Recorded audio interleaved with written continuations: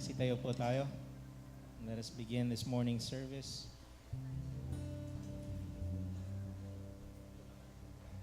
Thank you, Lord Jesus. Nalangin po tayo.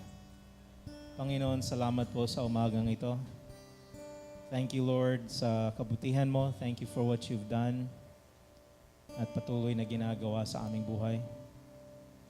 Salamat po, Panginoon, sa pag-iingat mo sa amin lahat, sa aming mga families, sa church, Panginoon, sa aming mga kapatiran, Panginoon. We thank you for your protection and guidance, and your will be done, Panginoon. Sa umagang ito, Panginoon, sa aming pagpurit, pagsamba sa iyo, kami po ay we ask, Father, for your presence to be with us. Hinihiling namin, Panginoon, ang pagkilos ng iyong presensya sa aming kalagitnaan. Para dun sa mga nangailangan ng kagalingan, Lord, that you would heal us. Yung mga naguguluhan, Panginoon, that you would give us peace and direction.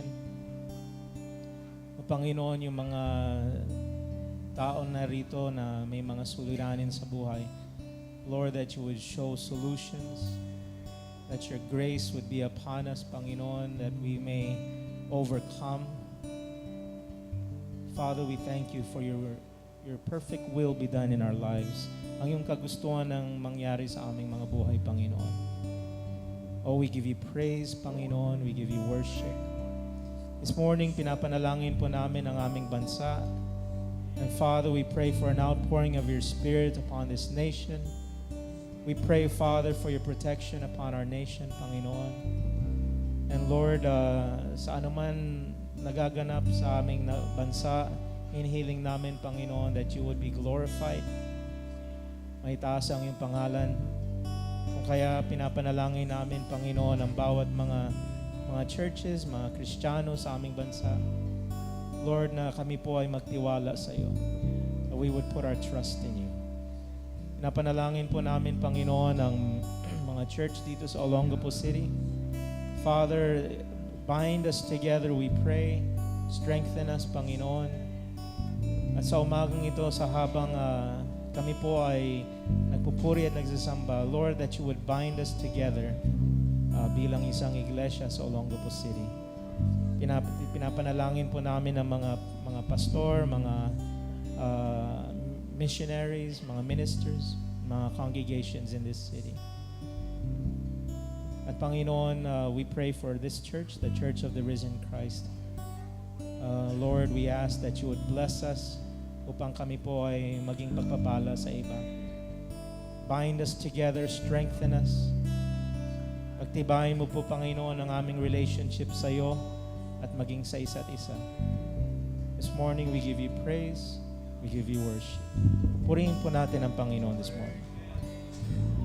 Sige po, palakpakan natin ang Panginoon. Yes, Lord. We magnify your name, Lord. In Jesus' name. Amen. Sige po, muli palakpakan natin ang Panginoon. Amen.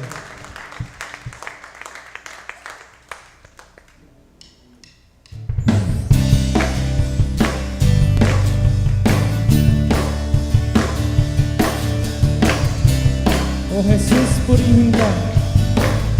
Salamat, Panginoon.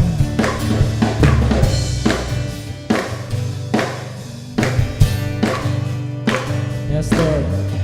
Jesus, ako sa'yo'y humahanga. Kaya na hindi nangangalintana. Lahat ng kasalanan. Sa Diyos, ikaw ay nawalan. Buhay mo ang inala. Purihin ka, Jesus. Purihin ka, Jesus. Purihin ka, Jesus. Dahil sa iyong ginawa, Jesus, ako'y malaya na. Tinapos mo na lahat na pagturusan. Patungo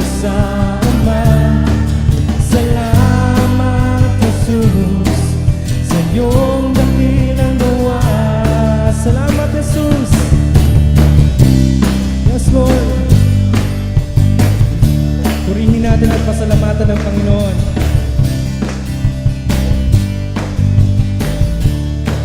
Hallelujah. Ibig mo sa akin, ganun na lamang. Tulad ng isang yaman, ito pa pinilala. Liwanag ng araw at kalawakan. Walang hanggang katapusan, dinaya mo o purihin ka, Jesus. Purihin ka, Jesus. Dahil sa iyong ginawa, Jesus, ako'y malaya na. Tinapos mo na lahat na pagdurusa. Binuksan mo ang daan patungo sa Ama. Salamat, Jesus, sa iyong dakilang gawa.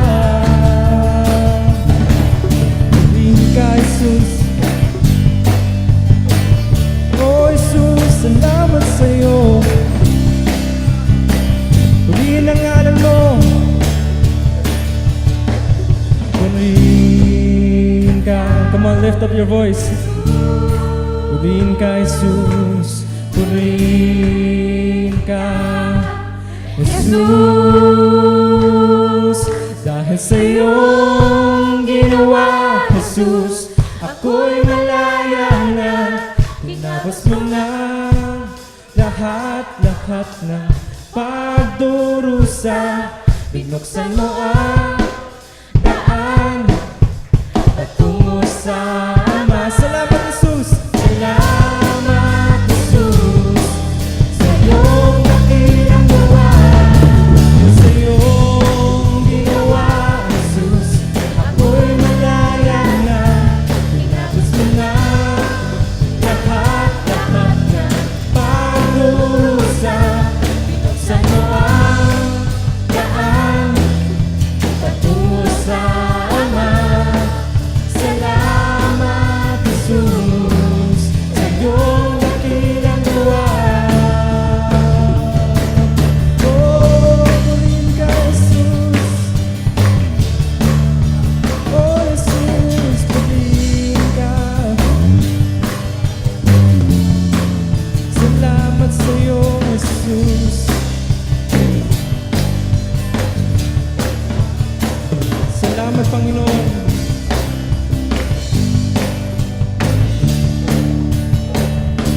Purihin ang ngalan mo, Panginoon. Yes, Lord. Sige po, laksan pa po natin ang papuri sa Panginoon. Amen. Yes, Lord.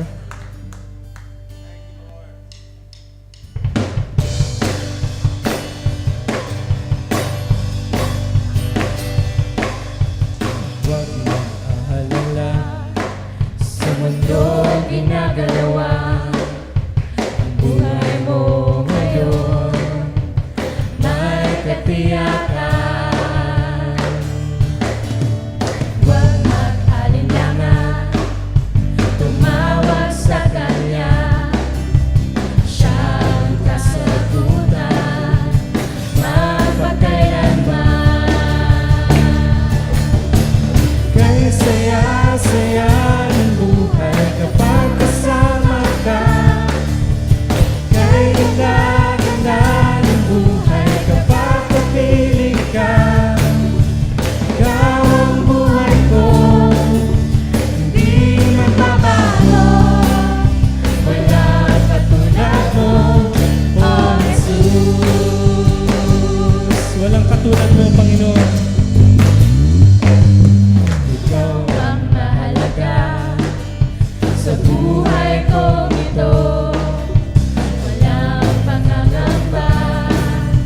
Ikaw ang pag-asa, sa iyo lang natagpuan. Tunay na kagalakan, babayaran ng kahit ano pa man. kay saya-saya.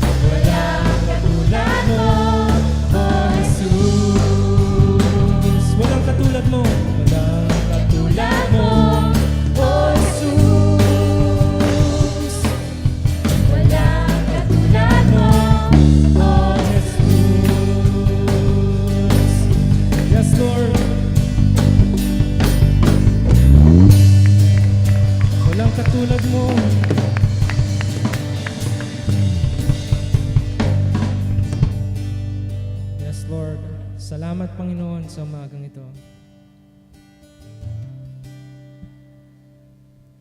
Purihin ka, O Diyos. Yes, Father.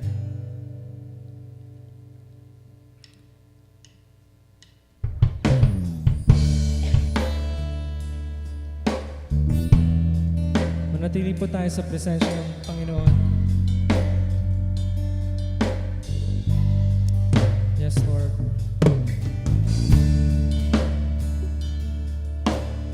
Simulan po natin akapin, sambahin.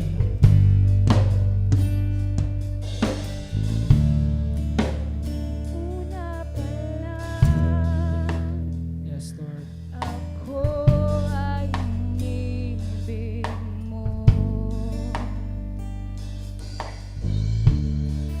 Binigay mong lahat, mahanap mo lang ako.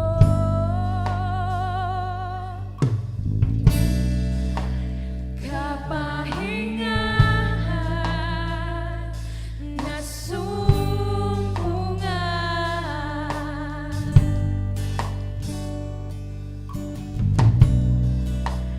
at kagalakan, kalakasan,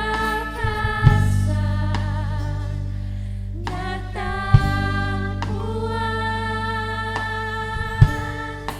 Hinanap ako ng pag-ibig mo, kasaganaan nararanasan,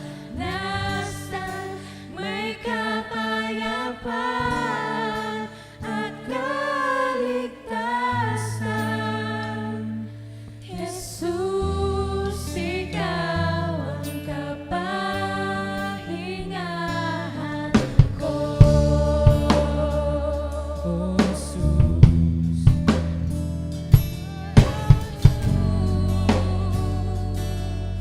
Yes, Lord. Inalay ang buhay, pag-ibig na tunay. Sa tadyang kay tamis, kagandahan mo'y magpakailanman.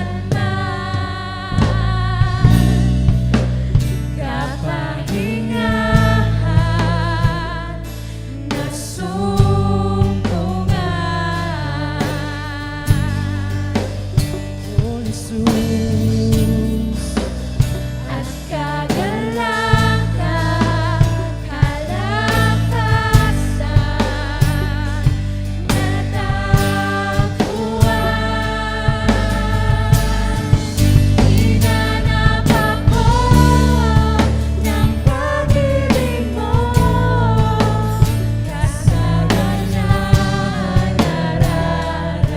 nararanasan, may kapayapaan at kaligtasan. Jesus, ikaw ang kasus. Hinanap ako ng pag-ibig mo, kasaganaan nararanasan, may kapayapaan at kaligtasan. Jesus, ikaw ang kapahingahan ko.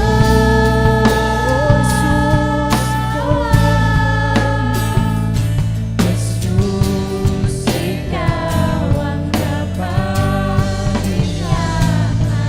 ko.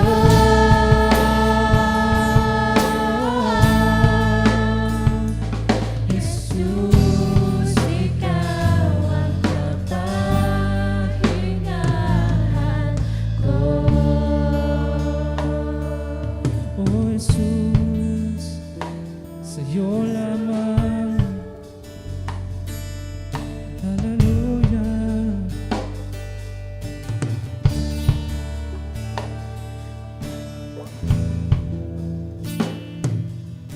those of you na kailangan ng kapahingahan,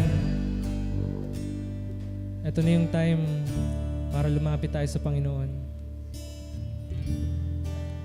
Ito na yung time para maramdaman natin ang comfort sa Panginoon. Sa ating pagbibigay sa Kanya ng papuri, ito na yung time para maramdaman natin ang pagmamahal ng Panginoon. Yes, Lord.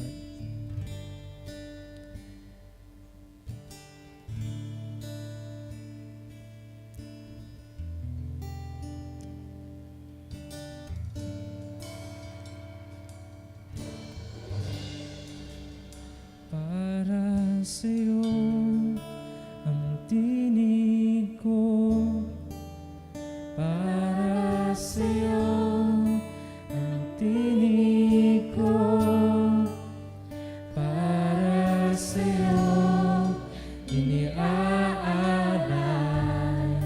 ang buhay ko. Para sa'yo, Jesus, para sa'yo ang awit ko, para sa'yo ang tinig ko, para sa'yo iniaalay ang buhay ko. Para sa'yo, Jesus, alay sa'yo, para sa'yo ang awit ko, para sa'yo ang tinig ko, para sa'yo iniaalay ang buhay ko.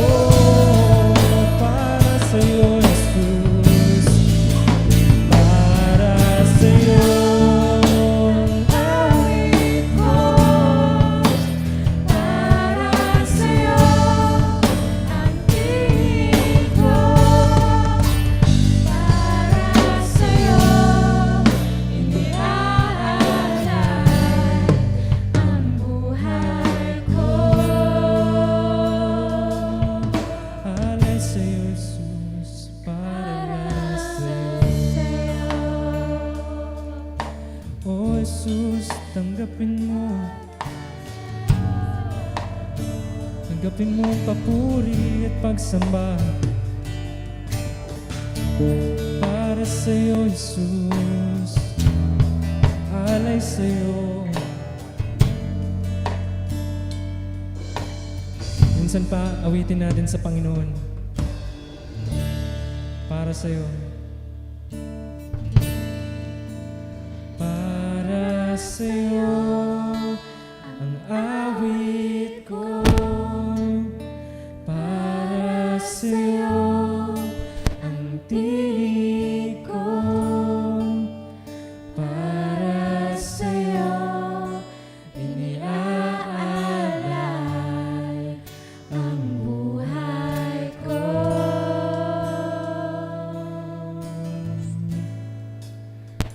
Para lang sa'yo.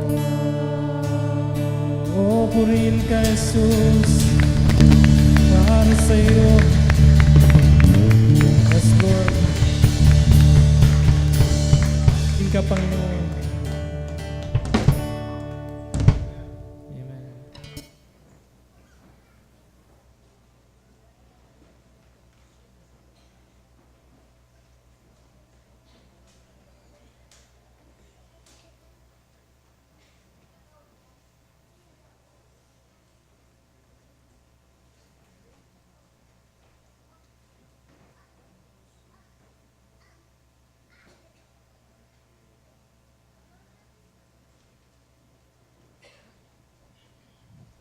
Morning po. Announcements for this morning ay gaya ng dati. Yung inyong mga gadgets, cell phones, please place on silent mode during the service. Ngayon, ang mga services po natin ay broadcasted live on YouTube. Also, yung mga recorded na services ay online po. So in case na meron kayong gustong ibalikan ng mga services, pwede nyo pong panoodin sa YouTube. Just go to YouTube and search for Church of the Risen Christ. Tapos hanapin nyo po yung logo natin. And then if you subscribe sa inyong email notifications, laging malalaman nyo kung may bagong upload o kaya yung mga upcoming events. Halimbawa, like right now, nakapost siya na live. Also, it will inform you kung na-upload na po yung bagong service. So just to keep you informed para sa mga nangyayari po sa church. Also, if you like us on Facebook, you'll get notifications regarding yung mga announcements natin, mga nangyayari, o di kaya mga prayer requests, mga immediate prayers na kailangan. So if you are a online person, lagi, at least during the week, nag-online kayo on Facebook or any social media, pwede kayong, you like our church page para you'll be well informed of what's happening. Now, our services, of course, are on Sundays, umaga, 8 to 9:30. Ito po yung Tagalog service. In the evening, mamayang gabi po, is our English service from 6 p.m. to 8 in the evening. Now, on Wednesday, this coming Wednesday, from 7 p.m. to 8:30 in the evening, patuloy po tayo dun sa topic na the power of the promise. And this Wednesday, our topic is you cannot curse what God has blessed. So join us on Wednesday. We'll roughly go over the story of the prophet Balaam, kung saan merong isang hari na gusto siyang, sabi niya, please curse Israel for me. And kahit anong gawin niya, hindi niya ma-curse ang Israel because you cannot curse what God has blessed. Amen. So join us on Wednesday night from 7 p.m. to 8:30 in the evening. Also, our church tayo, we will be celebrating 28 years starting next month. God is good. Amen. So the whole month of August will be our celebration mula first Sunday hanggang fifth Sunday. 5 po yung ating Sundays next month.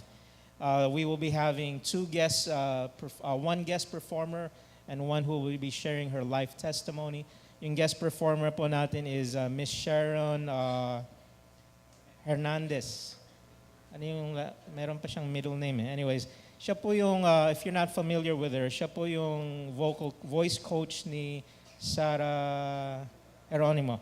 And she's extremely mahusay. And of course, she's a Bible-believing, strong Christian. So we will have her for both services in the morning and in the evening. We will post the exact schedule starting next week po. Also, we'll be having a life testimony from Abigail Mesa. Siya po ay isang anak ng isang pastor. Nagkagulo yung buhay and she did so many extremely, sinful. Namuhay siya ng talagang prodigal son yung kwento ng buhay niya.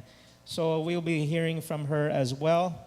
So of course, mark this down on your calendars. Every Sunday of the month of August, we will be celebrating God's goodness for us. With that in mind, we are accepting new members for our choir and the dance crew. So kung kayo po interesado sa choir, si Pastor Arnel. If you are interested sa dance crew this morning, si Tiffany, or tonight, kausapin niyo po si Brother Erwin. Yan lamang po ang mga announcements for today. Thank you for listening. Let us welcome Pastor Arnel. Okay, thank you, Pastor Jimmy. Good morning po sa ating lahat. Good morning. And pag hindi kayo nakapula, hindi ko kayo. Ayan o, si Pastor Jesse, si Junior, Mitz. Yan, color of the day. Okay, sa umagang ito, meron po tayong mga kaibigang nadala sa pananambahan. First time nila nakatin sa ating church. And let us welcome them. Katulad ng ginagawa natin, tinatawag natin sila sa harapan at ipinagpipray. So, tawagin ko si Erlyn Guerrero, kaibigan or naimbitahan ni Lea, tsaka si Marie Velasco. And last, si Christopher Marigmen. Christopher Marigmen. Dito kayo sa harapan. Yan.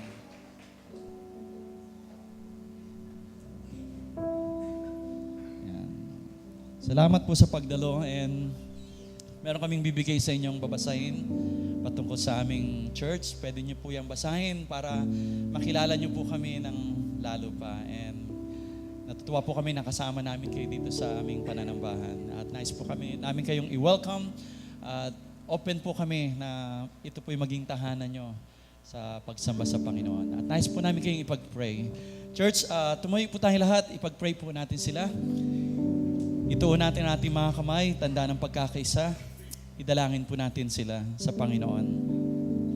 Diyos, maraming salamat po sa umagang ito, nakasama po namin sila sa pananambahan. Alam po namin na meron kang layunin sa kanilang mga buhay, na hindi po aksidente na narito sila. Subalit ito po ay iniloob mo, Panginoong Diyos. At naniniwala kami na yung pagmamahal mo sa aming lahat ay ganun na lamang, Panginoong Diyos. Kung kaya, Panginoong Diyos, bilang pamilya, wini-welcome po namin sila sa lugar na ito, sa pamilyang ito, sa pananambahang ito, Panginoong Diyos. At dalangin po namin na patuloy ka po nilang hangarin na makilala, patuloy ka nilang hangarin na matagpuan sa kanilang buhay. At salamat po, Panginoong Jesus, ikaw ang katugunan sa kanilang buhay, Panginoon. Lord, dalangin po namin kung ano man po ang pangangailangan nila sa mga sandaling ito. Tanging ikaw ang nakakaalam, Panginoon. Abutin mo po sila, Panginoon. Hipuin mo po sila, Panginoong Diyos, na hindi po sila lalabas sa lugar nito nang hindi ka po nila nakadaupang palad. Maraming salamat po, Panginoon, na ang iyong pag-ibig ay narito, Panginoong Diyos. At yun ang kailangan namin, Panginoong Diyos. Kung kaya, Panginoong Diyos, minsan pa tinataas po namin sila sa iyo. Pagpalain mo ang kanilang buhay, ang kanilang sambahayan, Panginoon. At dalangin po namin, Panginoon, na kung ito ang church para sa kanila, na sila po'y patuloy na dadalo, Panginoon, at lalago sa kanilang kaugnayan sa iyo. Maraming salamat po. Ito pong aming dalangin sa pangalan ni Jesus. Amen. Meron po akong card bibigay sa inyo. Ayan. Thank you ulit and God bless. Pwede na po kayo maupo.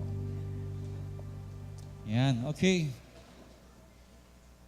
So ngayon ay first Sunday of the month ng July. First Sunday. So katulad po ng ating kaugalian din, idinadalangin natin yung mga nagsa-celebrate ng kanilang kaarawan. So kung ang birthday mo ay itong July, please come sa harapan at nais po namin kayo ipag-pray. Yan. Aaron, nasaan si Aaron? Joanne, yan. Aaron, please. Okay. Wow. Sino pa? May birthday ng July? Yan. Wala na? Meron pa? Meron pa. Huwag kayo mahiyang lumapit. At ipag-pray po namin kayo. Okay? So again, church, ituon natin ating mga kamay. Tanda ulit ng pagkakaisa. Dulog natin sila sa Panginoon. Lord, narito po sa aming harapan ng mga kapatid namin na magdiriwang ng kanilang kaarawan sa buwan na ito, Panginoon. Lord, una sa lahat, ikaw po ang pinagmulan ng buhay. Ikaw po ang nagbigay sa kanila, Panginoong Diyos. At naniniwala po kami na tanging ikaw ang may hawak nito, Panginoong Diyos. Salamat po sa panibagong taon na pinagkaloob mo sa kanila. At alam po namin na meron kang dakilang layunin sa kanilang mga personal na buhay, Panginoon. Sapagkat ikaw ang Diyos na lumikha sa kanila at marami kang nakalaang mga magagandang bagay para sa kanila. Dalangin po namin na patuloy nilang maranasan ang iyong pagmamahal, ang iyong pagkalinga, Panginoong Diyos. Lord, pinagpipray po namin sila na pagpalain mo po sila ng mahaba pang buhay, magandang kalusugan, Panginoon. At dalangin po namin na lumakad sila ayon sa iyong kalooban. Panginoon, bilang isang pamilya, diwang po kami sa kanila, Panginoon. And also we pray, Lord, yung kanilang mga personal na desires, na kung ito po ay ayon sa iyong kalooban, naniniwala po kami na ipagkakaloob mo po ito, Panginoon. Salamat po sa iyong kabutihan sa kanilang buhay. Pagpalain mo po sila, Panginoon. Ito pong aming dalangin sa pangalan ni Jesus. Amen. Happy birthdays po sa inyo. And yan po yung card para sa inyo. Yan. Hallelujah.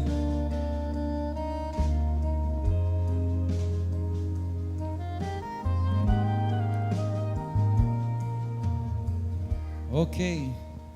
So ngayon po ay meron po tayong children ministry. So may gawain po para sa mga bata. Kaya yung mga bata natin, ages 4 hanggang 12, sila po ay tumayo na at sila po ay magkakaroon ng pag-aaral ng salita ng Diyos dun po sa 3rd floor. So, akayin po natin sila.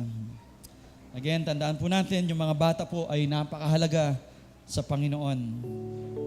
Kaya wag po natin silang iiwanan. Okay, so hintayin po natin sila. Yun. Okay.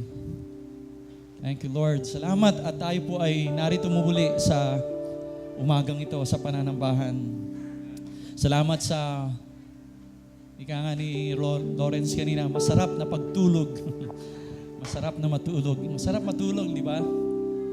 And ang problema lang, pag napasarap yung tulog, nahihirap pa magising at kuminsan nalilate tayo. Kaya pag-pray natin na, Lord, bigyan mo ako ng masarap na tulog, pero tulungan mo rin akong gumising ng maaga. Okay. And naalala ko yung isang actor na to, Christian siya. Sabi ng mother niya, nadalangin niya na sa tuwing matutulog siya, na yung kanyang slippers o tsinelas or anuman suot niya sa bahay bago matulog, na ilalagay niya raw doon sa ilalim ng kama. Yun ang prayer ng kanyang mother. Para kinabukasan, paggising niya at hahanapin niya yung tsinelas niya or yung slippers, ay makikita niya doon sa ilalim ng kama. At sa sobrang layo, para kunin, siya ay luluhod. At sabi niya, doon sa pagluhod mo, ay maalala mo na ikaw ay manalangin. So yun ang prayer ng mother ng actor na ito. In other words, sa ating paggising, huwag nating kalilimutan na manalangin. And na magpasalamat sa Panginoong Diyos sa araw na ito. At tayo muli ay binigyan ng pagkakataon ng Panginoon na humarap sa buhay, bagong buwan, bagong lakas, bagong pag-asa. And tandaan po natin, bagamat may mga pagsubok tayo, may mga problema, pero masarap po ang mabuhay dito sa mundong ito dahil kay Jesucristo. Amen? Amen? Si Jesus ang ating buhay. Si Jesus ang dahilan kung bakit tayo nabubuhay dito sa mundo. Huwag po tayong magtrabaho lamang. Huwag po tayong kumain lamang. Huwag po lamang tayong magtabi ng pera, mag-impok, magplano ng kinabukasan natin. Higit sa lahat, ang Panginoon na maging dahilan sa lahat ng ating ginagawa. Amen? Si Jesus ang ating buhay. Siya ang nagbibigay sa atin ng tunay na kahulugan ng buhay. Huwag po natin kalilimutan yan. At kapag ganun po lagi ang ating nasa puso't isipan, masarap po ang mabuhay sapagkat si Jesus ang nagbibigay sa atin ng kahulugan ng buhay. Amen? Amen. Yuko po tayo sandali at tayo po'y manalangin. Damhin pa natin minsan pa ang pag-ibig, ang presensya ng Panginoon. Huwag po tayong magmadali sa pananambahan at tayo po ay mamahinga. Tayo po'y dumulog sa Panginoon at ilagak natin ang lahat ng ating kabalisahan. Marahil ang iba sa inyo may mga iniisip na pagkatapos nito, anong gagawin, paano haharapin ang mga problema. Sabi sa salita ng Diyos, to cast all our cares upon Him. Ilagak natin, ibigay natin ang lahat ng ating mga pasanin sapagkat ang Diyos ay nagmamalasakit sa atin. Kung kaya sa umagang ito, anuman ang bigat sa ating balikat, maliit man o malaki, let us cast our cares upon the Lord. Ang iba sa atin ngayon, lubhang nabibigatan. Araw-araw ng pagising mo, dala-dala mo yung pasanin na yan. Samantala, ang sabi ng Panginoong Jesus, ang pasanin ko ay magaang. Dalhin mo ito. Sa madaling salita, ipagpalit natin ang ating mabigat na pasanin sa pasanin ng Panginoon. Ilagak natin sa Kanya ang mga kabigatang ito sapagkat siya ay nagmamahal sa atin. Lord, right now I pray doon po sa mga nanay na nakaupo dito, na may mga bigat na mga dalahin sa buhay, na sa tuwing umaga gigising sila, na para bang gumagapang dahil sa pasanin ng buhay. Lord, dalangin ko po ngayong umaga na matutunan po ng bawat isa na maibigay, mailagak sa iyo mga kabigatang ito. Sapagkat pinangako mo na sasamahan mo kami, sasamahan mo sila, Panginoon, sa pagharap ng buhay na ito. Na hindi po namin gagawin ang lahat sa sarili naming lakas. Sa halip kami ay magtitiwala sa iyo, na ikaw ay kaagapay namin. Mga nanay, I pray for you right now. Alam na alam ng Diyos yung kabigatan na dinadala nyo, yung pagmamalasakit nyo sa pamilya, sa asawa o kanino man. Paalala ko na huwag nyo pong solohin, huwag nyo pong gawin lahat, ika nga. Narito ang ating Panginoong Diyos na kaagapay nyo. Matuto tayong magtiwala sa Kanya. So right now, just receive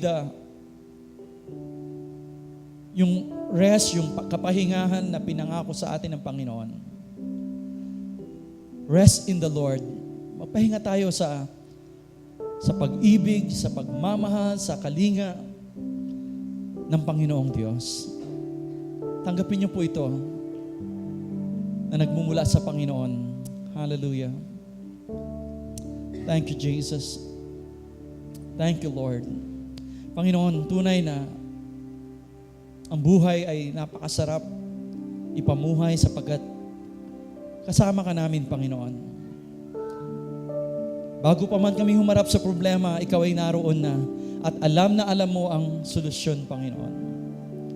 Nawa, sa pagharap namin sa solusyon na ito,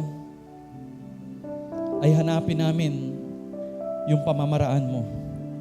Hanapin namin kung ano yung itinuturo mo, Panginoon, upang pagkatapos ng problemang ito, ay lalo kaming maging ganap, lalo kaming maging matatag, hinubog ayon sa iyong wangis, Panginoon.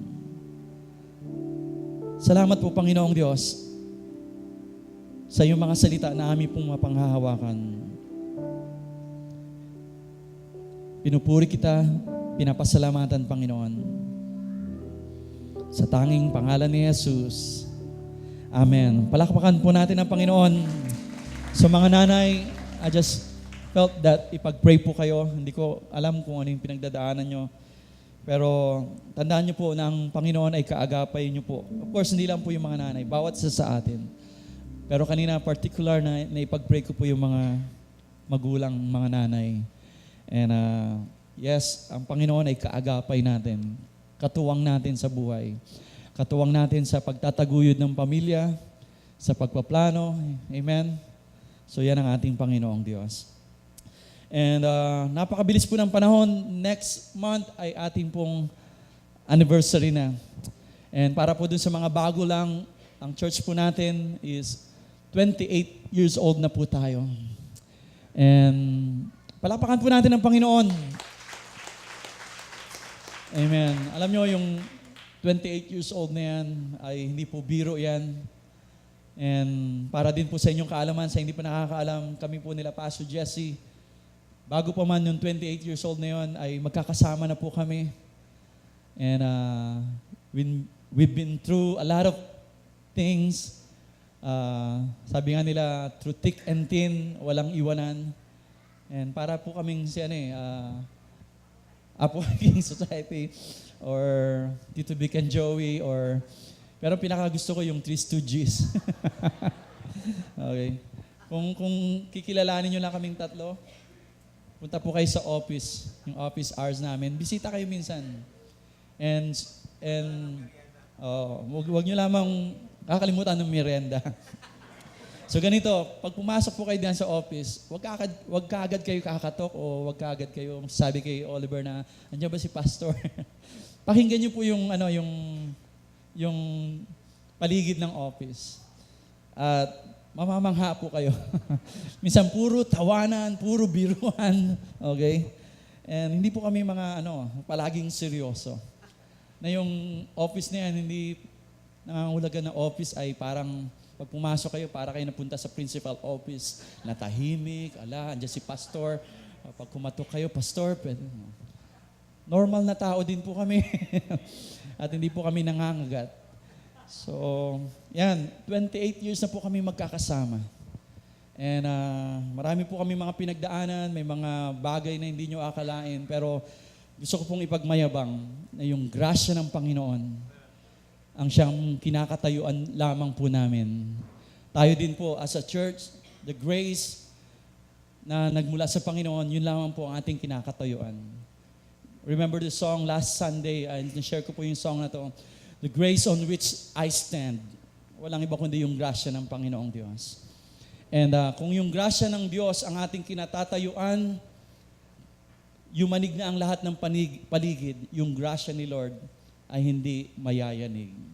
Dun sa song na kakantahin namin sa choir, sabi doon that the solid rock, which is the rock, Jesus Christ, na lahat po ng mga ground aside from Christ ay masishake at ito ay lulubog. But we are standing on solid ground. The Christ, the solid rock, dun po tayo tumatayo. Huwag po natin kalilimutan yan. Bilang mga Kristiyano, bilang iglesia, ang ating pong sandigan, ang ating pong pundasyon, ay walang iba kundi ang ating Panginoong Jesus, ang kanyang grasya. Yung 28 years po natin, ipinagmamayabang natin yan, hindi dahil sa anong ginawa natin, anong ginawa namin nila pastor, o anong pinagbibigay natin, kundi ang grasya po ng Panginoong Diyos. Amen? And manatili po tayong mapagkumbaba diyan. Yan po ang ating pinanghahawakan, ang grasya ng Panginoon. Sapagkat kapag inalis mo ang grasya ng Panginoon, nagsisimula tayong yumabang. Nagsisimula tayong tumayo sa ating sariling kakayahan. At maya-maya lamang po, babagsak na po tayo. So learn to stay, to stand, and remain humble sa grasya po ng Panginoong Diyos. Regardless kung gaano na kayo katagal sa Panginoon, kung gaano na kayo katagal sa church, o bago pa lamang kayo, remember the grace of God, yung grasya ng Panginoon.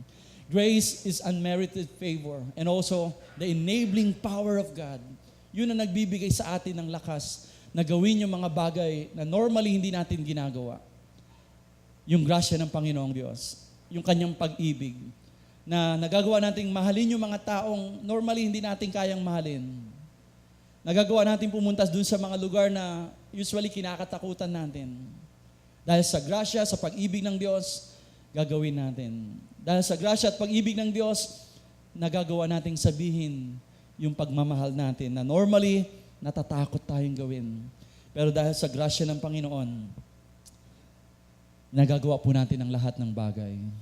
So, pagyamanin po natin yung grasya ng Panginoon at yan ay matatagpuan lamang natin kay Kristo Jesus na siya ang lahat-lahat sa atin.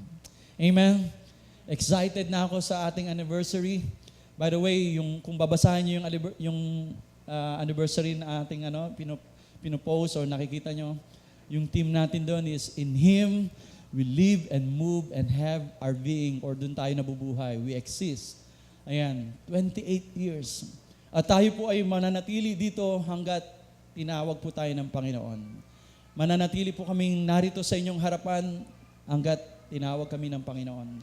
Hanggat naroon ang grasya ng Panginoon. A celebration of desperation. Huwag pong mawawala yung ating desperation sa Panginoon. Na we will do anything para sa Panginoong Diyos. Alam mo, humahanga ako doon sa mga tao, gagawin nila ang lahat, ibibigay nila ang lahat para sa isang bagay, sa isang material na bagay. Paano pa kaya sa ating Diyos? Dapat ibibigay natin ang lahat para sa Panginoon. Amen? Amen? Amen. So next month, celebration po natin ng anniversary. Tulad po ng sinabi ni Pastor Jimmy, 5 Sunday po yan. So every Sunday, meron po tayong ilalaan na mga gawain, presentation, and may mga bisita po tayo. And sa akin po, bilang humahawak dun sa choir, so inaanyahan ko po kayo, kung meron po kayong boses Okay? Of course, lahat naman tayo may boses, pero kailangan ko po yung boses na nasa tono at kaya niyong kumanta ng awitin. Then join us sa choir, okay? And wag muna po yung boses na, Pastor, wala po sa tono yung boses ko eh. Paano po gagawin? So, saka na muna yun.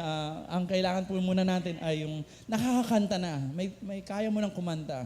So, wag kang matakot. Kung kaya mong kumanta, nakakasabay ka sa may tono ang boss mo, join us. Sapagkat yung choir po ay sabayang tinig. Hindi po palakasan, hindi po pagalingan, kundi sabayang tinig na ating pong ipapahayag na kay Kristo lamang tayo merong pag-asa. Amen?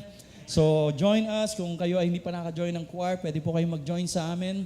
And lapit po kayo sa akin at magkakaroon tayo ng informal na audition. Ibig sabihin, gusto ko lamang kayo kumanta ng isang linya at malalaman ko na kung kayo ay bagsak o pasado.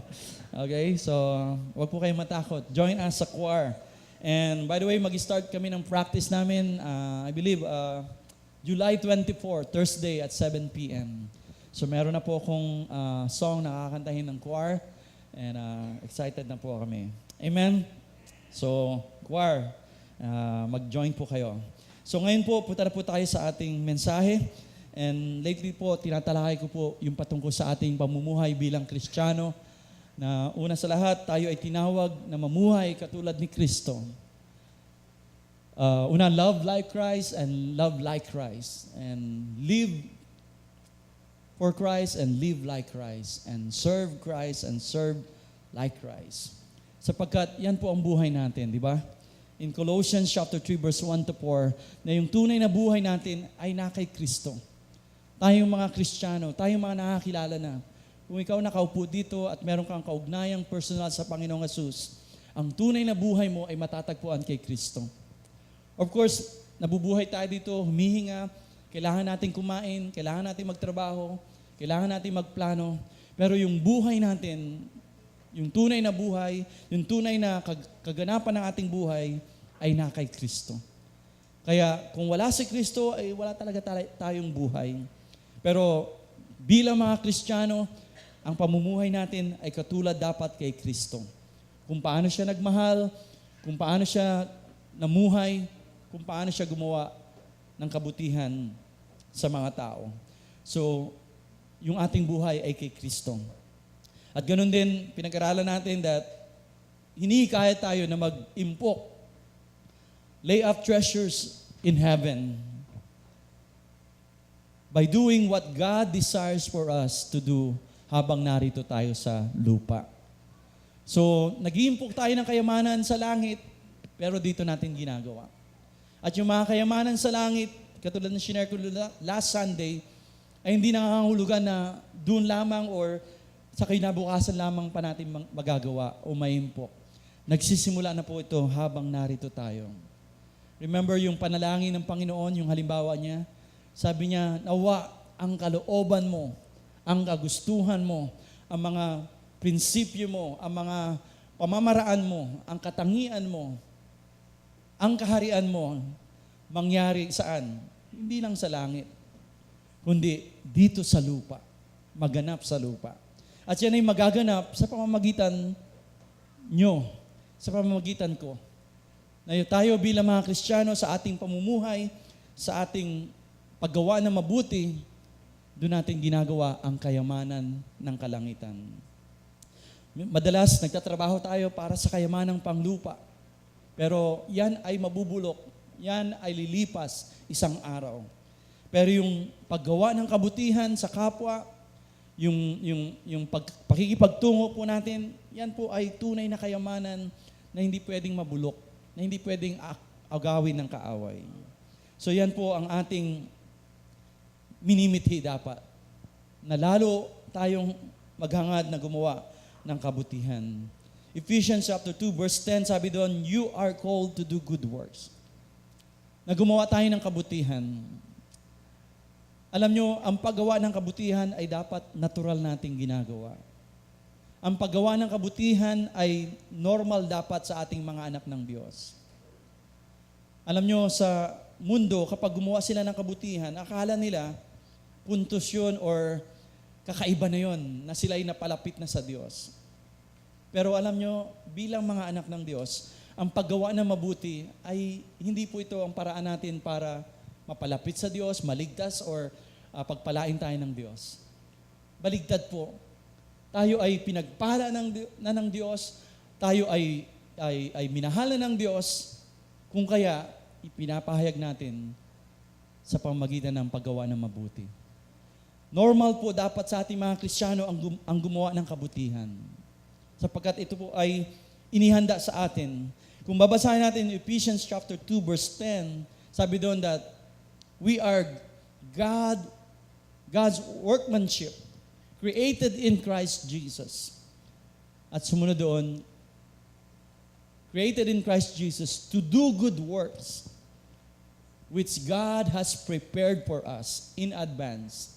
Inihanda na sa atin ito bago pa man tayo makakilala sa Kanya, na ang Diyos inilatag niya na Kanyang mga anak ay gagawa ng kabutihan. So, normal dapat sa atin ang paggawa ng kabutihan. Ito ang ating katangian. Ito ang ating mark sa buhay natin. Na kapag sinabing Kristiyano, normal sa kanya ang gumawa ng kabutihan. Normal sa kanya ang maging blessing. Normal sa kanya ang maging daluyan ng pagpapala. Sapagkat yan po ang ating katawagan. So kaya nga tayo, sabi ng Panginoong Yesus, lay up for yourself treasures in heaven. At yung mga treasures na yan ay yung paggawa natin ng kabutihan sa ating kapwa. At nais ko magpatuloy po sa ganito po pang tema. At tayo ngayon ay dadako sa Matthew chapter 5 verse 13 to 16. Isa pang bagay na sinabi ng Panginoong Diyos patungkol sa atin bilang mga Kristiyano ay ito po in Matthew chapter 5 verse 13 to 16. So kung meron po kayong service program, basahin po natin. Una sa Tagalog, sabi doon, kayo ang asin ng sangkatauhan. Ngunit kung ang asin ay mawalan ng alat, paano pa ito mapapaalat muli? Hindi ba wala na itong kabuluhan, kundi itinatapon o itapon at tapakan ng mga tao? At yung verse 14, kayo ang ilaw ng sanlibutan. Ang isang lungsod na nakatayo sa ibabaw ng burol ay hindi maitatago. Wala din namang taong nagsisindi ng ilaw at pagkatapos ay inilalagay iyon sa ilalim ng malaking takalan. Sa halip, inilalagay iyon sa talagang patungan upang matanglawan ang lahat ng nasa bahay. Gayun din naman,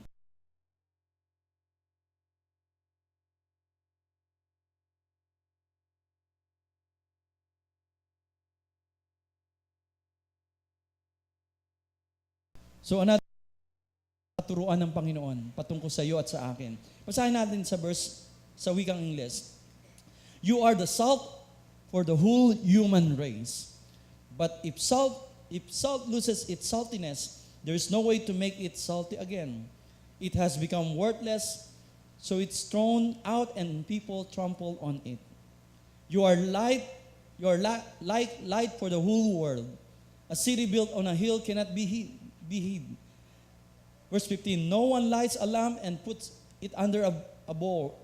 Instead, it is put on the lampstand where it gives light for everyone in the house. And last, verse 16, in the same way, your light must shine before men or before people so that they may see good things you do and praise your Father in heaven. So yan po yung mga pangungusap ng ating Panginoong Yesus. Sa umagang ito, pagbulay-bulayan po natin. Samahan niyo po ako. And bakit kaya tayo inilintulad sa asin at ilaw? Particular sa umagang ito, nais kong pagtuunan natin ng pansin yung asin. Asin or salt. Ano ang katangian o gamit ng asin at ng ilaw na inihambing tayo dito bilang mga Kristiyano? So asin. Ano kaya yung dahilan kung bakit tayo tinawag o inalintulad sa mga asin? So ikaw at ako, tayo daw ay asin ng sanlibutan na ito. Asin. Ikaw ay asin. Kaya pag tinikman mo yan, yung maalat. Hindi, maalat yan dahil pinagpawisan ka o hindi ka naliligo. Joke lang. Pero ikaw ay asin. Tayo ay asin ng sanlibutan. At para maunawaan natin ito, syempre, alamin natin, balikan natin kung ano nga ba ang asin. Di ba? Minsan kasi isipin kaagad natin, asin, bakit kaya tayo tinawag ng Panginoon na asin ng sanlibutan? And may dahilan ng Panginoon kung bakit niya tayo tatawaging asin. Di ba?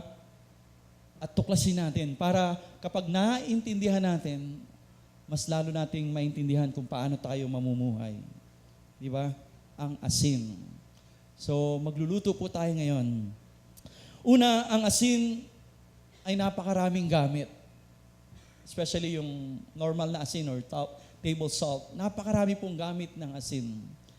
And dun sa akin natuklasan, sa aking pagbabasa, alam niyo, merong 14,000 na paraan na magagamit mo ang asin sa ating panahon. 14,000. Minsan, madalas, akala natin yung asin, simple lamang yan, pagluto. Pero sabi doon sa pag-aaral, 14,000. Ganong karaming ways o paraan na magagamit mo ang asin. Napaka-useful pala ng asin. And kung isipin na lang natin yung palang, na yung asin pala ay napakaraming gamit. Ang tao pinag-aralan na yung asin, 14,000 ways na magagamit mo ang asin. So, dun pa lang, marirealize natin na kung ang asin, napakaraming gamit. Tayo bilang mga Kristiyano, inalintulad tayo sa asin, na ibig sabihin, marami tayong paggamit. Ibig sabihin, tayo ay talagang pagpapala. Useful dapat tayo bilang mga Kristiyano. So yung asin na literal na asin ay napakaraming gamit. Ikaw at ako, tayo ay maraming paggamit. Minsan pakiramdam natin wala tayong paggamit sa buhay na ito. Minsan pakiramdam natin, ako normal na Christian lang, magbibigay lamang ako ng tithes. Hindi katulad nila pastor yan, mga ginagamit talaga ng Panginoon yan. Pero hindi po. Kung ikaw ay Kristiyano at ikaw ay tinawag ng Panginoon na asin, meron kang gamit, meron kang paggamit. Ikaw ay mahalaga. Okay? So isipin po natin yan. Bawat isa na nakaupo sa atin. Kung ikaw ay anak ng Diyos, kung ikaw ay Kristiyano, ikaw ay kagamit-gamit sa kanyang kaharian. Ikaw ay merong layunin, may plano sa buhay na ito. At sa mga panahon na ito, kung bakit ka naririto, nakaupo ka, nabubuhay ka, July 6, 2014, merong kang paggamit. Merong dahilan ng Panginoong Yesus sa buhay mo. Amen? Amen? So wag mo titignan yung buhay mo na walang dahilan. O kaya, hanggang dito lamang ako. No, merong kang paggamit. Tuklasin natin ang mga gamit ng asin. Siyempre, ang pangunahing gamit ng asin, madalas sa ating mga mahilig magluto, siyempre, ito ay bagay na kailangan nasa bahay palagi, sa kusina. So, ang asin ay maraming paggamit. Una-una sa pagluto, paglilinis, at pwede din itong gamitin pang kalusugan at marami pang iba. So, una-una, ano ang pangunahing gamit ng asin?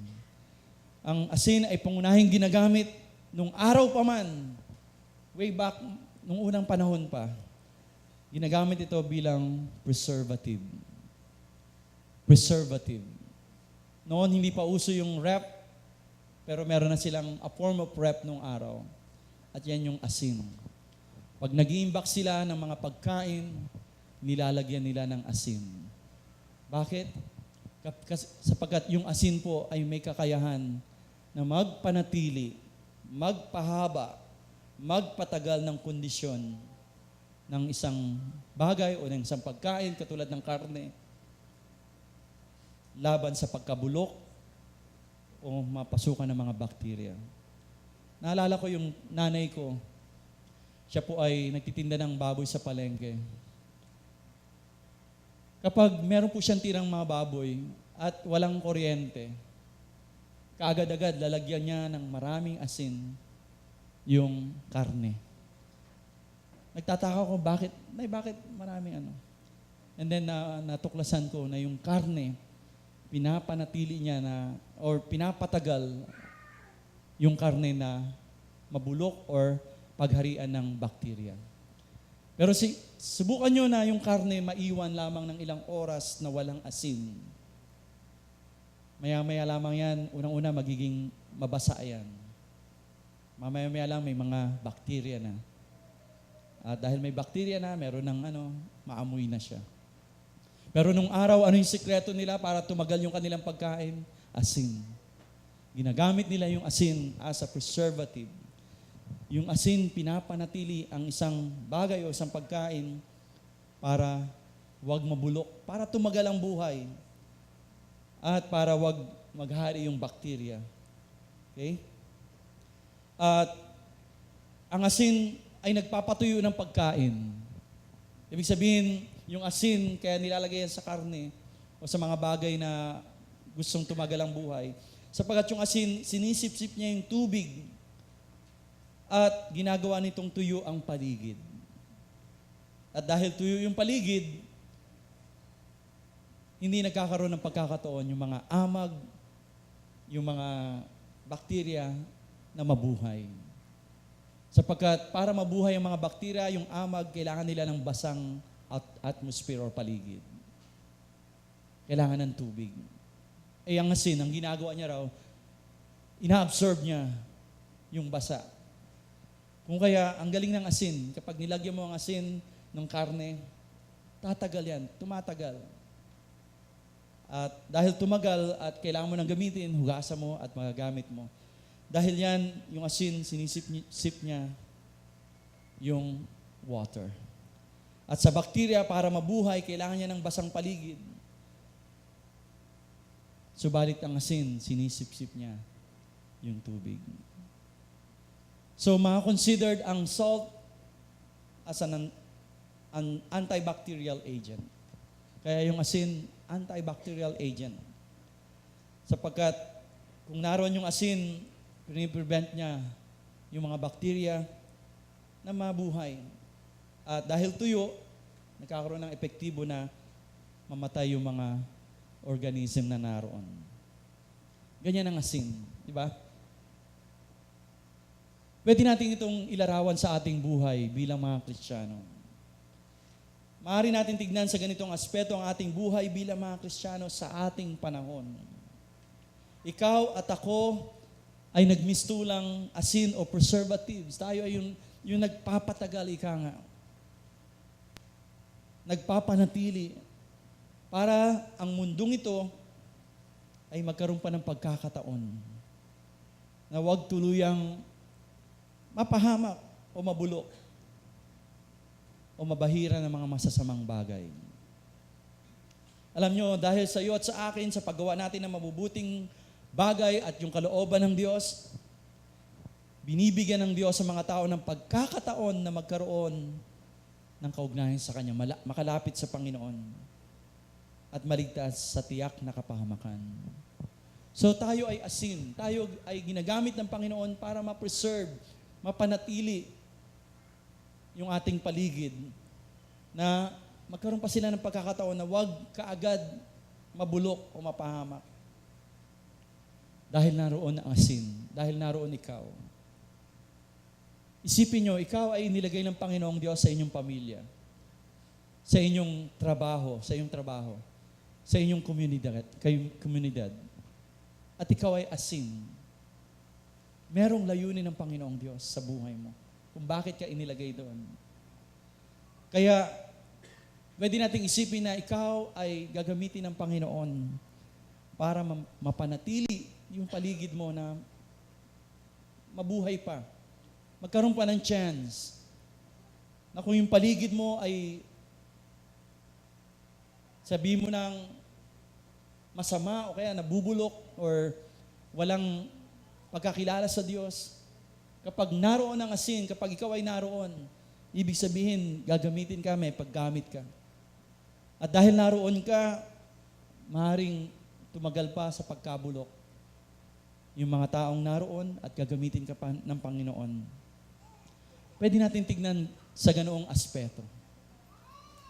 Dahil sa iyo at sa akin, pwede tayong gamitin ng Panginoon bilang preservative. Binibigyan ng chance ng Panginoong Diyos yung ating paligid.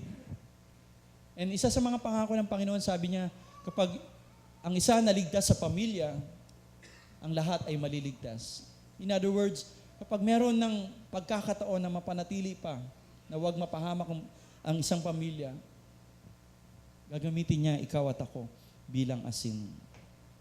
At dahil meron naroon yung asin, tayo yung nagpapahaba ng chance, ng pagkakataon na sila'y makakilala sa Panginoon. Dahil ikaw ay naroon, gagamitin ka ng Panginoon. Dahil ikaw ay naroon, ang Panginoong Diyos, wini-withhold niya, ika nga, yung pwedeng mangyari dun sa mga taong iyon. Imagine, pwede natin tignan sa ganung paraan dun. At isang kwento sa Old Testament, sa Genesis chapter 18, verse 22 to 33, na sabi ni Abraham, Panginoong Diyos, sisirain mo ba ang syudad kung mayroong 50 matutuwid doon sa syudad na iyon? Ang sabi ng Panginoong Diyos, hindi ko sisirain yung syudad alang-alang doon sa 50 matutuwid. O sabihin natin, dahil doon sa mga Kristiyanong iyon, hindi ko sisirain. In other words, bibigyan niya ng pag-asa na magbago yung syudad. Ang sabi ni Abraham, Panginoon, kung merong 30, ganun pa rin ang sabi ng Panginoon, hindi ko sisirain. Sabi ulit ni Abraham, Panginoon, kung merong 20 na Kristiyano o matuwid, hindi ko sisirain. At hanggang sasabi ni Abraham, last na lang, Panginoon, paano kung merong 10 at puro hindi Kristiyano o kaya puro masasama ang nangyayari? Dahil merong 10 matutuwid na tumatayo sa katuwiran sa Panginoon, sabi niya, hindi ko sisirain. So pwede natin ito tignan bilang paglalarawan na ikaw at ako, dahil naroon tayo, ay binibigyan ng pagkakataon ng Diyos. Yung mga tao na makakilala sa Kanya. Ikaw at ako ay asin. Saan ka man magpunta, pwede kang gamitin ng Panginoong Diyos. Si Kristo na nasa ating buhay ang siyang pag-asa na hinihintay ng sangkatauhan para maranasan nila ang kalwalhatian ng Diyos. Christ in you, the hope of glory. Ikaw at ako. Dahil kay Kristo, nasa atin yung pag-asa upang hindi mapahamak ang sanlibutan. Basahin natin, Colossians chapter 1, verse 27 to 29. Niloob ng Diyos na ihayag sa lahat ng mga hentil ang dakila at kamanghamanghang hiwaga ito na walang iba kundi si Kristo na nasa inyo. Nasa atin kasi si Kristo. Kaya tayo ay nagmistulang pag-asa ng sangkatauhan. Iyan ang dahilan kung bakit pinangangaral namin si Kristo at ang lahat ay aming ipinapaalalahanan at tinuturuan na may buong kaalaman upang maiharap namin sa Diyos ang bawat isa na ganap at walang kapintasan dahil sa kanilang pakikipag-isa kay Kristo. So si Pablo, tinitignan niya yung sarili nila, yung mga Kristiyano, na sila yung instrumento na gagamitin ng Panginoon para maihanda, mailapit yung mga tao. At ito yung sa pamamagitan ng kanilang pakikipag-isa kay Kristo. Ito ang aking pinagsisikapang matupad sa pamamagitan ng kapangyarihan kaloob sa akin. So ikaw at ako, tayo ay asin ng salibutan na ito. Kung paano yung asin, pinapanatili ang isang bagay na huwag mabulok, ganun din ikaw at ako. Binibigyan tayo ng chance, gamitin tayo ng Panginoon na magkaroon ng pagkakataon yung mga tao na sa ating paligid na huwag silang mapahamak sa pamamagitan ng ating pamumuhay, sa ating paggawa ng mabuti. So, number 1, preservative. Another thing is, isa pang pangunahing gamit ng asin ay nagbibigay lasa o pinapalabas nito ang natural na lasa ng pagkain. Di ba? Yung asin. Madalas yun ang hinahanap natin sa pagkain. Ang alat o yung salt ay isa sa mga pangunahing nalalasahan ng ating dila. Yung ating dila, hinahanap lagi yung alat na lasa. By the way, merong 5 uri ng lasa. Una, yun nga, yung alat, or alam natin kapag may asin. Pangalawa, yung mapait. Pangatlo, matamis. Pang-apat, maasim or sour. At yung panglima ay umami. Umami. Ano yan, Pastor? Actually, yung umami is also known as MSG o yung monosodium glutamate o yung tinatawag nating betchin. Madalas yun ang hinahanap ng ating dila. Kaya minsan nasabi nyo, ay walang betchin. Okay?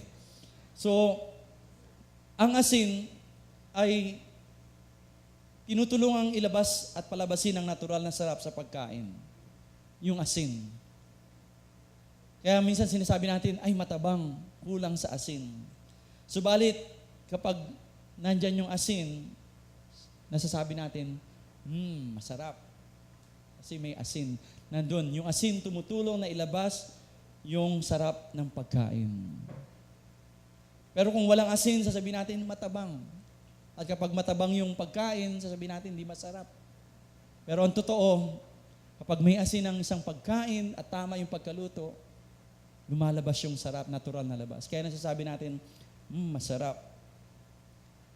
Ang asin ay nagpapalabas ng tunay na lasa ng pagkain, nagpapasarap.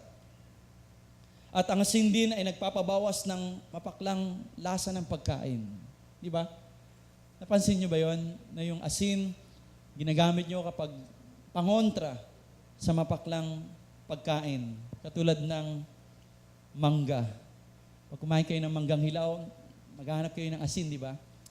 Pag kumain kayo ng sampalok, ayan, hanapin nyo yung asin. Kasi pag may asin, nakokontra yung asim.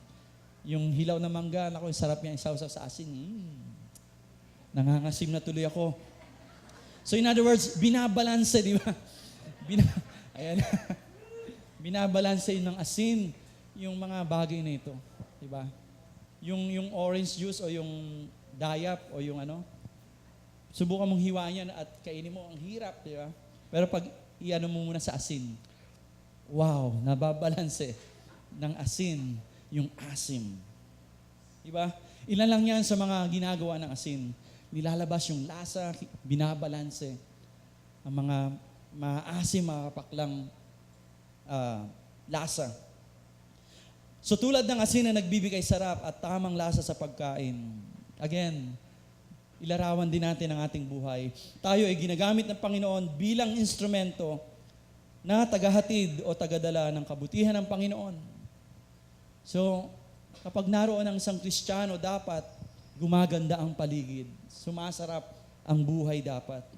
Kapag naroon ang Kristiyano, dapat nababalanse ang mga bagay. Dahil sa asin. Dahil may lasa. Dahil may asin, wow, masarap. Sa samahan, kapag merong Kristiyano, dapat mas lalong masarap ang samahan dahil sa naroon ang Kristiyano. Sa ating pamumuhay, sa ating pananalita, sa ating paggawa, tayo ay mga asin. Ibig sabihin, nagdadala tayo ng mabubuting bagay. Pinapaganda natin ang ating buhay.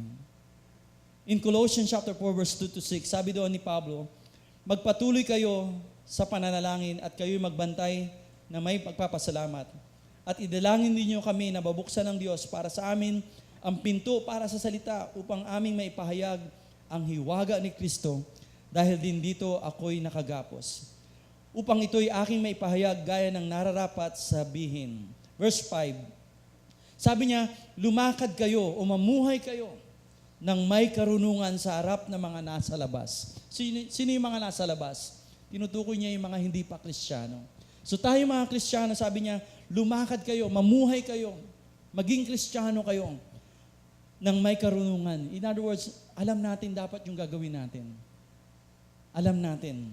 Lumakad kayo na may karunungan sa harap ng mga nasa labas na inyong samantalahin ang pagkakataon. Mamuhay tayo, gumawa tayo ng kabutihan. Verse 6, sabi niya doon, ang inyong pananalita ay naway laging may biyaya. Yung ating daw pananalita, the way we speak, the way we communicate, meron daw grasya. At sabi niya doon, na may timplang asin. Ginamit ni Pablo, yung timplang asin. Again, di ba, kapag may asin, di ba, pag yung pagkain may timplang asin, masarap.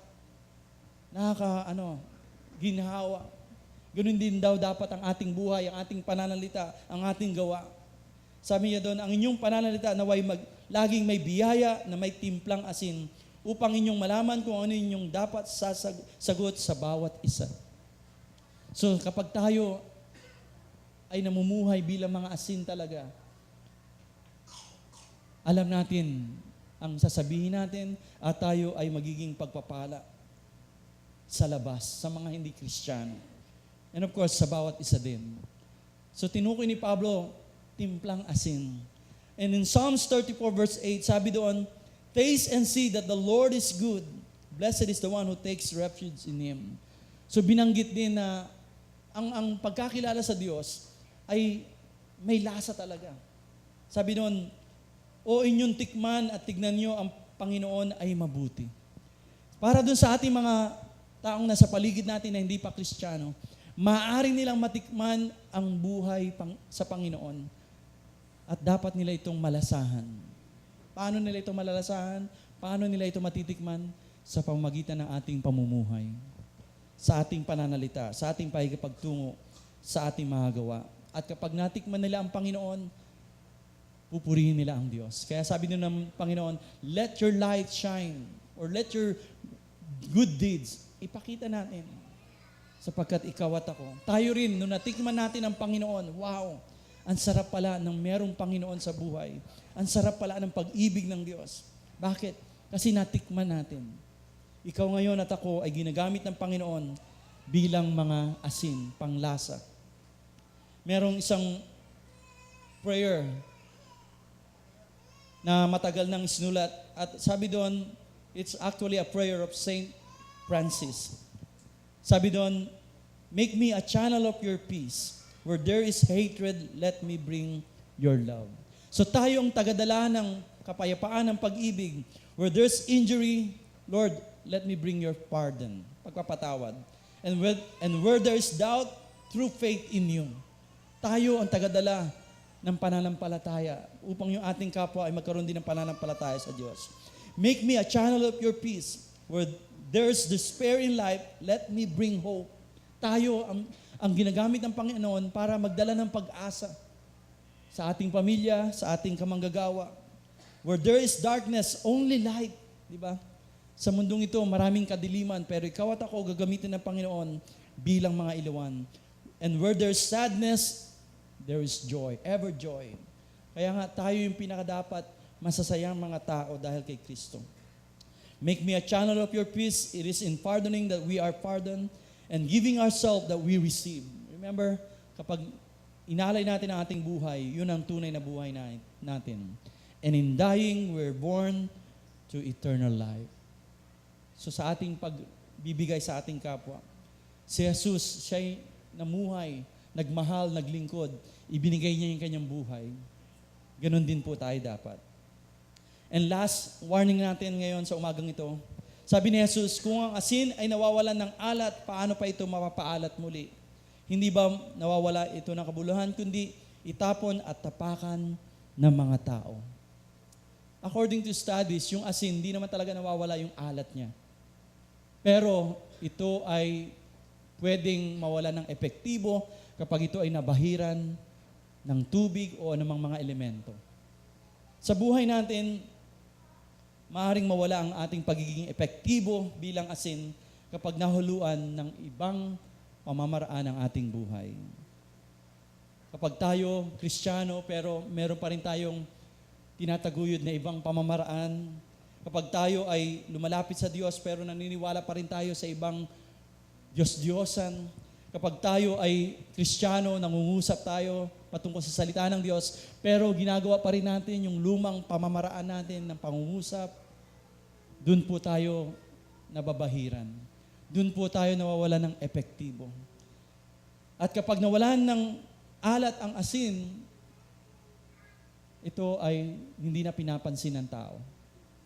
Kaya kuminsan tayo bilang mga Kristiyano, kapag nakita nila na hindi natin pinamumuhay kung ano yung salita ng Diyos, natatabangan sila sa atin.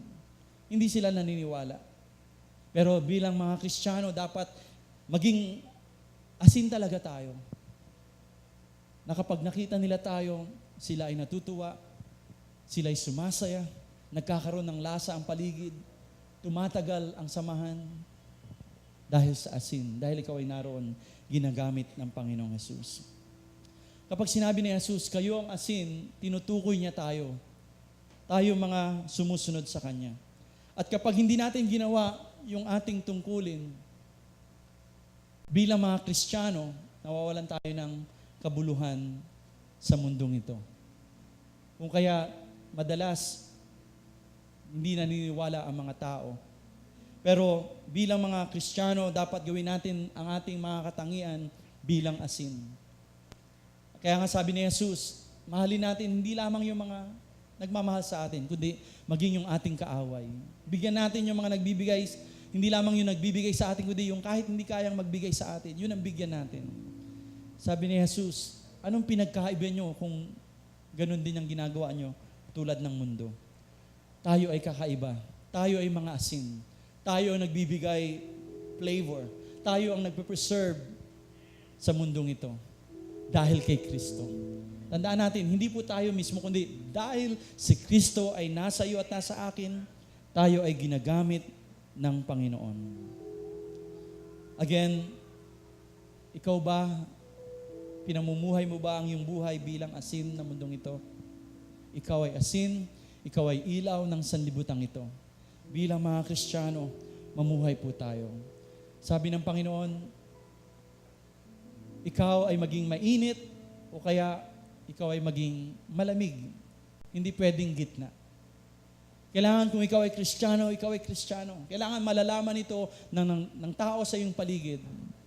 And one time, nag-share po si Pastor Jesse about your Christianity, na minsan sa sobrang galing natin magtago, hindi alam ng ating kapwa, ay, Kristiyano ka pala. Magugulat na lang sila, ay, ang tagal na tayo magkasama, pero Kristiyano ka pala.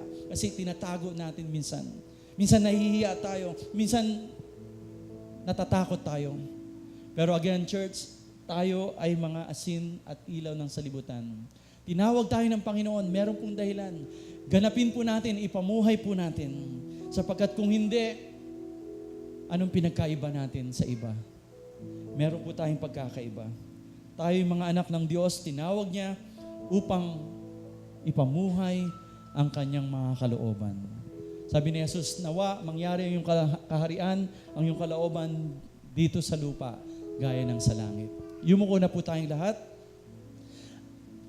I hope and pray na na-challenge po tayo muli sa mga narinig natin katuruan ng ating Panginoong Jesus. Na tayo ay patuloy na mamuhay katulad ng pamumuhay ni Jesus. Patuloy tayong magmahal katulad ng pagmamahal ni Jesus. Patuloy tayong maglingkod katulad ng paglilingkod ni Jesus. Sapagkat ikaw at ako ay gagamitin ng Panginoong Jesus sa mga panahong ito. Ikaw ay may layunin. Ikaw ay may dahilan kung bakit ka nabubuhay. Hindi lamang kumain, magtrabaho, magplano. Higit pa dito, ikaw ay instrumento ng Panginoong Diyos. Nais kanyang gamitin. Ikaw ay pinagpala niya, ikaw ay gagamitin niya. Ikaw ay mahal niya at nais niyang makasama niya sa kanyang kaharian, sa kanyang kalwalhatian. Tumayo na po tayong lahat. Ihanda na po natin ang ating handog, ang ating ikapo sa Panginoon. Handaan po natin, gawin po natin ito na nagmula sa ating mga puso bilang pagsunod sa kanyang kalooban, sa kanyang mga salita. Na tayo'y magbigay ng ating 10 bahagi ng ating tinatangkilik sa buhay at ating ipagkaloob sa Panginoong Diyos. Manalangin po tayo. Panginoon, maraming salamat po muli sa mga pagpapalang pinansyal na pinagkaloob mo sa amin. Narito po kami, handang maghandog, Panginoong Diyos, sa iyo. Tanggapin mo, nawa mo ito sa amin at gamitin mo ang aming buhay. Ang meron kami, Panginoong Diyos, para sa iyong kalwalhatian. Salamat po sa pangalan ni Jesus. Malaya na po tayo magbigay sa Panginoon. Hallelujah.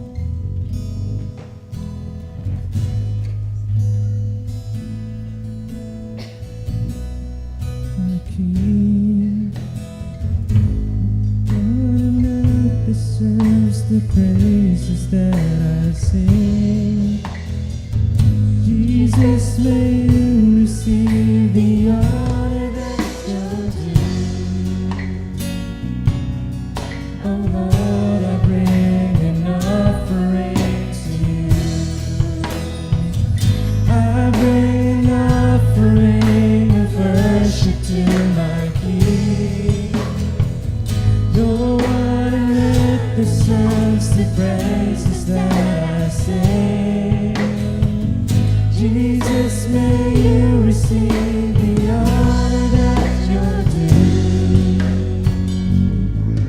Oh Lord, I bring an offering Thank to you, Jesus. Yes, Lord, we bring this offering to you, Lord God. We ask that you would receive it, be blessed by it, Lord God. Lord, ang gamitin mo, Lord God, ang mga offerings po namin, ang mga ika po namin, Lord God, to build your kingdom, Lord God.